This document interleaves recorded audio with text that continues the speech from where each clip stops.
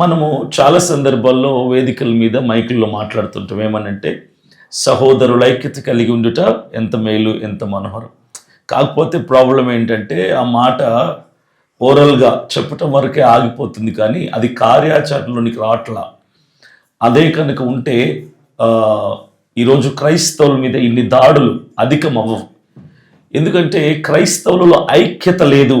ఈ మాట ఎక్కడి వరకు వెళ్ళిందంటే ప్రభుత్వం దృష్టికి వెళ్ళిపోయింది. Christians are not united. క్రైస్తవులలో ఐక్యత లేదు. వాళ్ళని కొట్టినా, వాళ్ళని చంపినా, వాళ్ళ మీద దాడి చేసినా వాళ్ళు ఏకమవరు. వాళ్ళలో ఐక్యత లేదు. ఇతర మతాల్లో ఉన్నటువంటి ఐక్యత ఈరోజు క్రైస్తవ సమాజంలో లేదు. This is the major drawback for Christian society. క్రైస్తవ సమాజంలో ఉన్న పెద్ద లోటు ఇదే, ఐక్యత లేకపోవటం.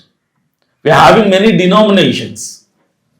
వేరు డినామినేషన్స్ ఉన్నాయి, కానీ క్రైస్తవుల మీద చెయ్యి పడాలి అంటే డినామినేషన్లని పక్కన పెట్టి క్రీస్తు రక్తంలో కడగబడిన వాళ్ళు మేమంతా అని ఒక్కటవుతారు అన్నటువంటి భయం అటు దాడి చేస్తున్న వారికి, ఆర్ఎస్ఎస్ వారికి కావచ్చు, బజరంగ్ దళ్ వాళ్ళకి కావచ్చు, ఇట్లా ప్రభుత్వానికి కావచ్చు, అందరికీ ఆ సంకేతం వెళ్ళాలి. వాళ్ళందరూ ఒకటే, క్రైస్తవులంతా ఏకమై ఉన్నారు అన్నది.